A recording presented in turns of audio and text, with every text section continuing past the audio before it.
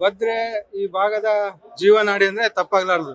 ಅತಿ ಹೆಚ್ಚು ಬಳಕೆದಾರ ಇರ್ತಕ್ಕಂಥ ಈ ದಾವಣಗೆರೆ ಜಿಲ್ಲೆಯಲ್ಲಿ. ಇವತ್ತು ದಾವಣಗೆರೆ ಜಿಲ್ಲೆಯ ಎಲ್ಲ ನಮ್ಮ ರೈತ ಹೋರಾಟಗಾರರು, ಪ್ರಮುಖರು, ಹಿರಿಯರು ಎಲ್ಲ ಸೇರಿ ಏನು ಈ ಬೆಳೆಗೆ, ಮಳೆಗಾಲದ ಬೆಳೆಗೆ ನೀರು ಬೇಕಾಗಿತ್ತು ಭತ್ತ ಬೆಳೆಯೋದಕ್ಕೆ, ಇದುವರೆಗೂ ಕೂಡ ಈ ರಾಜ್ಯ ಸರ್ಕಾರದ ಜಿಲ್ಲಾ ಉಸ್ತುವಾರಿ ಮಂತ್ರಿಗಳು ಇರ್ಬೋದು, ನೀರಾವರಿ ಮಂತ್ರಿಗಳು ಇರ್ಬೋದು, ಇದುವರೆಗೆ ಯಾವುದೇ ಒಂದು ಸಭೆನೂ ಕೂಡ ಮಾಡಿಲ್ಲ.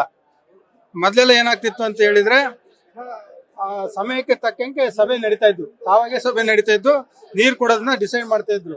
ಈಗ ಎಲ್ಲಿ ಪರಿಸ್ಥಿತಿ ಬಂದಿದೆ ಅಂತ ಹೇಳಿದ್ರೆ ಅವ್ರು ಸಭೆ ಮಾಡೋದಕ್ಕೆ ಕೂಡ ನಾವು ರೈತರು ಹೋರಾಟ ಮಾಡ್ತಕ್ಕಂಥ ಪರಿಸ್ಥಿತಿ ಈ ಸರ್ಕಾರದಲ್ಲಿ ಬಂದಿದೆ.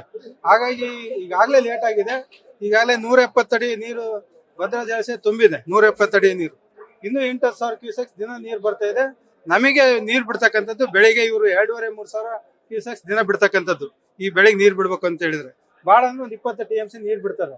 ಆದ್ರೆ ನಾವ್ ಹೇಳ್ತಾ ಇರ್ತಕ್ಕಂಥದ್ದು ಏನು ಅಂದ್ರೆ 170 ಅಡಿ ಈಗಾಗಲೇ ಏನು ಸ್ಟೋರೇಜ್ ಇದೆ, ಅದ್ರ ಮೇಲೇನು ಬರ್ತಾ ಇದೆ ನೀರು, ಏನ್ 8,000-10,000 ಕ್ಯೂಸೆಕ್ಸ್. ಅದರಲ್ಲಿ ಡೈಲಿ ನೀವೇನ್ 3,000-4,000 ಕ್ಯೂಸೆಕ್ಸ್ ಬೆಳೆಗೆ ನೀರು ಕೊಡ್ಬೇಕು. ಆ ನೀರನ್ನ ಕೊಡ್ರಿ ಅಂತ ಹೇಳಿ ಕೇಳ್ತಾ ಇದೀವಿ. ಯಾಕಂತ ಹೇಳಿದ್ರೆ ಇದು ಈ ಭಾಗದ ಆರ್ಥಿಕ ಪರಿಸ್ಥಿತಿ ಮೇಲೆ ಹೊಡೆತ ಬೀಳೋದ್ರಿಂದ ಈ ಸರ್ಕಾರ ಏನು ಇಲ್ಲಿನ ಮಂತ್ರಿಗಳಿಗೂ ಕೂಡ, ಇಲ್ಲಿನ ಏನು ಜನಪ್ರತಿನಿಧಿಗಳು ಇದ್ದಾರೆ, ಕಾಂಗ್ರೆಸ್ ಸರ್ಕಾರದ ಜನಪ್ರತಿನಿಧಿಗಳು, ಅವ್ರು ಯಾರಿಗೂ ಕೂಡ ರೈತರ ಮೇಲೆ ಕಿಂಚಿತ್ತು ಕೂಡ ಅವ್ರಿಗೆ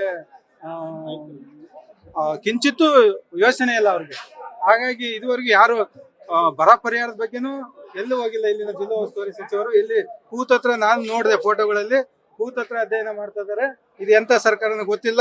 ಈಗ 2 ಮಂತ್ರಿಗಳು ಆಗಿದ್ದಾರೆ, ಅದರಲ್ಲಿ ಒಬ್ರು ಹೊಸದಾಗಿ ಸಚಿವರಾಗಿದ್ದಾರೆ, ಅವ್ರು ಇನ್ನೂ ಖುಷಿ ಮಾಡೋದಿದ್ದಾರೆ. ಇರ್ಲಿ, ಇನ್ನೊಬ್ರು ಹಳೆ ಮಂತ್ರಿಗಳು ಇದಾರಲ್ಲ, ಅವರು ಉಸ್ತುವಾರಿ ಮಂತ್ರಿಗಳು, ಜಿಲ್ಲಾ ಉಸ್ತುವಾರಿ ಮಂತ್ರಿಗಳು, ಅವ್ರು ಆದಷ್ಟು ಬೇಗನೆ ಈ ರೈತರ ಸ್ಪಂದನೆಗೆ ಸ್ಪಂದಿಸ್ಬೇಕು.